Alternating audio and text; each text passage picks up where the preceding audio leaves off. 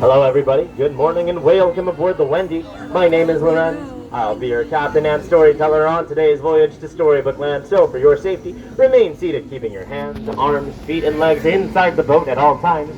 Parents, please be sure to supervise your little ones, as we wouldn't want our story taking any unexpected turns. Now, when most people venture out into the great wide somewhere, they often do so through the pages of a really good book. Today, we'll be entering through the hungry jaws of Monstro the whale, the same whale who swallowed our friends Pinocchio and Geppetto. But Hakuna Matata, everybody.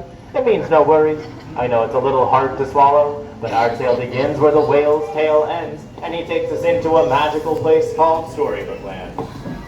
Storybook? Look at all the houses in that Yeah. Wow. It's like the giants. Now, if you thought Monstro was scary, just wait until you meet the big, bad wolf coming up on the left-hand side of the canal. He's always after the three little pigs who live on the island across the way in a house made of straw, a house made of sticks, and a house made of 100% guaranteed wolf-proof bricks.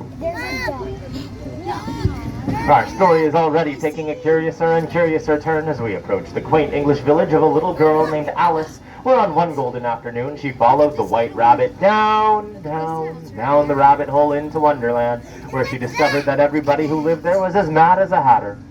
But if that's not your cup of tea, then think of a wonderful thought. And on the second star to our right is London Park, where Peter Pan took Wendy, John, and Michael Darling on a flight to Neverland with a little bit of faith, trust, and pixie dust. Mom, look! I see. Mommy, look! One jump ahead across the canal is the majestic city of Agrabah, where a street rat named Aladdin stole the heart of a princess named Jasmine.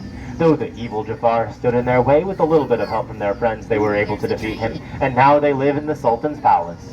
Which of course means that true love blooms forever in Agrabah, just like the flowers on the archways that Aladdin and Princess Jasmine soared over, sideways, and under on their magic carpet ride to a whole new world. On the train.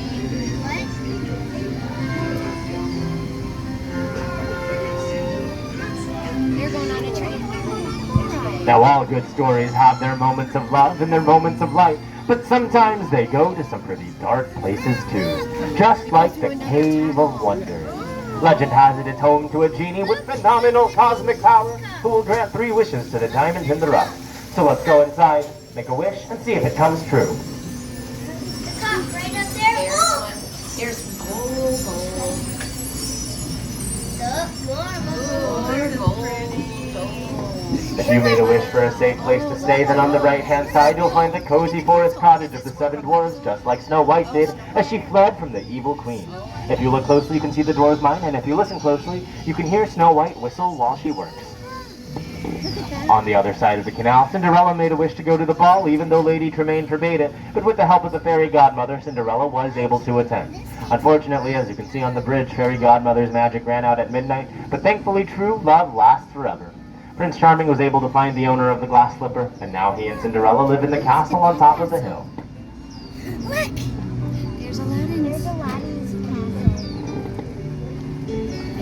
If there's anything we can learn from Cinderella, it's that a dream is a wish your heart makes, and here at Storybook Land, dreams do come true, whether those are dreams of falling in love, or falling asleep in a patchwork quilt of flowers like the one on our left, inspired by the 1933 Silly Symphony cartoon, Lullaby Land.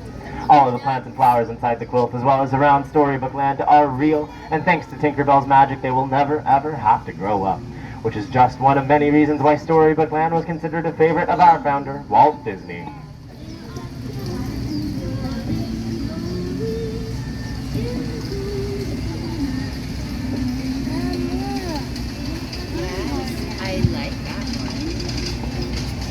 Straight ahead is the stately Toad Hall with its 7 chimneys but only 1 fireplace. Home to J. Thaddeus Toad, or as you may know him, Mr. Toad.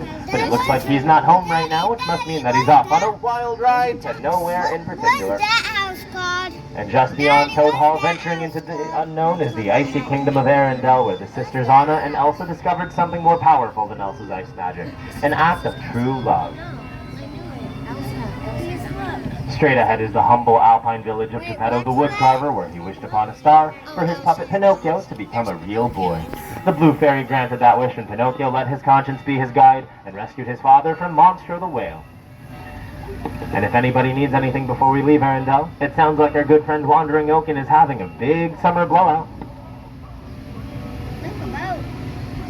Boat? Ooh, what is this Our land? final chapter takes us to Prince Eric's castle, where a little mermaid named Ariel wished her human legs to walk on land as part of our world. Even though she left her friends and family behind under the sea to our left, they knew she was living her happily ever after. Which brings our story to a happy ending as we return to the dock. So remain seated, keeping your hands, arms, and fingers inside the boat, away from the dock. On my count of 3, we'll all stand up together for balance, so no poor unfortunate soul has to go under the sea. Once again, I have been Captain Lorenz, and on behalf of all of our storytellers, thanks for joining us today. We hope you have a fantastic rest of your day here at Disneyland, and that it's a story worth telling. Hopefully we'll see you real soon, and you reach out and find your happily ever after.